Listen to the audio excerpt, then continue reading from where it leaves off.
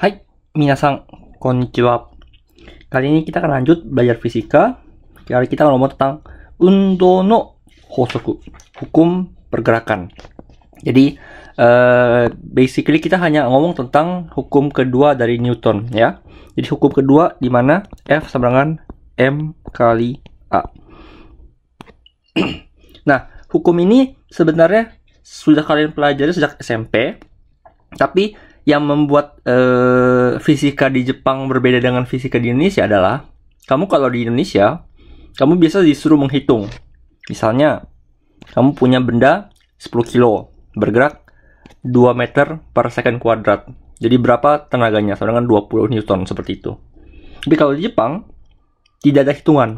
Jadi kamu harus melihat benda ini bergerak dengan gaya seperti apa. Ada gaya apa saja yang bergerak, yang bekerja di benda itu. Dari situ kamu akan ditanya misalnya berapa percepatannya, berapa gaya ini, berapa besar gaya itu, dan sebagainya.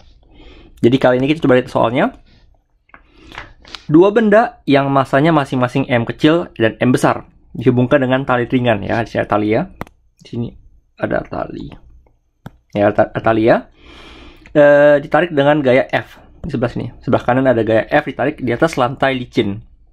Tentukan percepatan benda yang besar ketika bergerak dan gaya tarik T dari tali tengah-tengah ini, ya. Jadi kita lihat. Kalau kamu punya benda ini ditarik dengan gaya F, maka itu dia akan bergerak ke arah sini, ya. Ke arah sini dengan anggaplah percepatannya A. Maka dari itu kita juga punya gaya lainnya adalah T. Gaya apa namanya? Gaya tension, gaya tarik, ya. Seperti itu. Nah, kalau kita lihat dari sisi kotak yang kecil, kita juga punya di sebelah sini adalah T kecil, ya.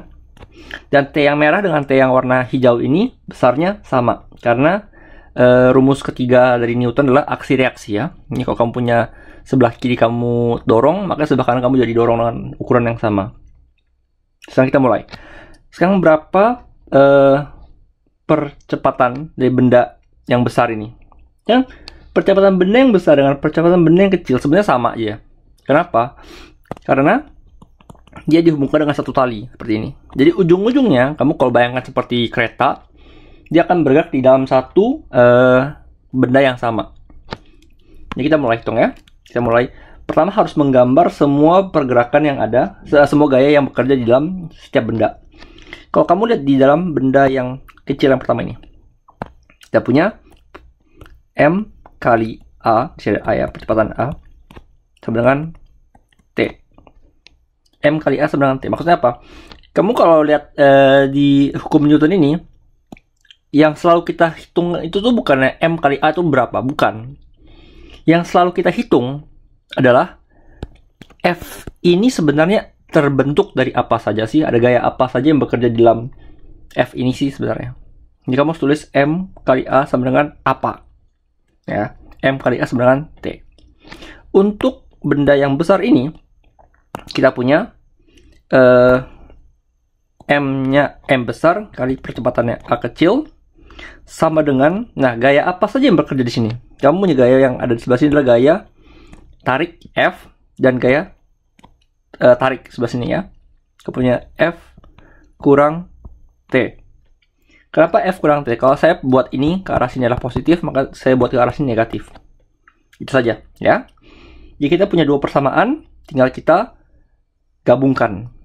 Misalnya saya tambah, ya.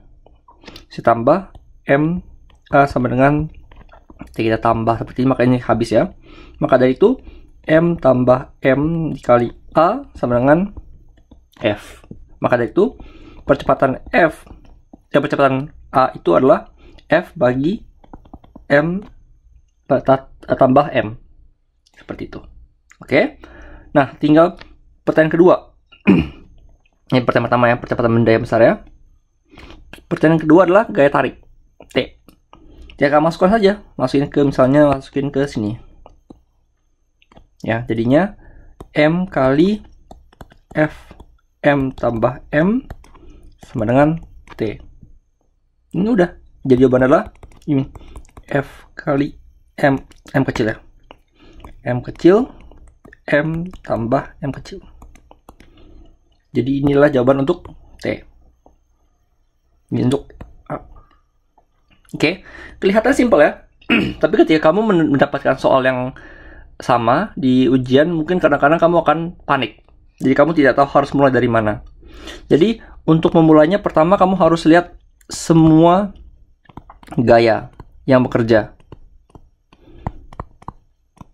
Karena di dalam hukum ini, F sama M kali A, yang kamu cari itu bukan M kali A. Ini tidak kamu cari. Yang kamu harus cari adalah F.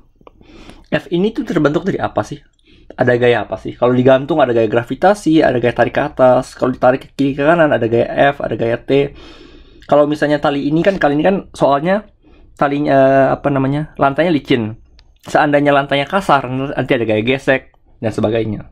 Oke? Jadi itu yang harus kamu kerjakan, bukan M kali A-nya sebenarnya apa, tapi kamu harus tahu F-nya itu sebenarnya apa.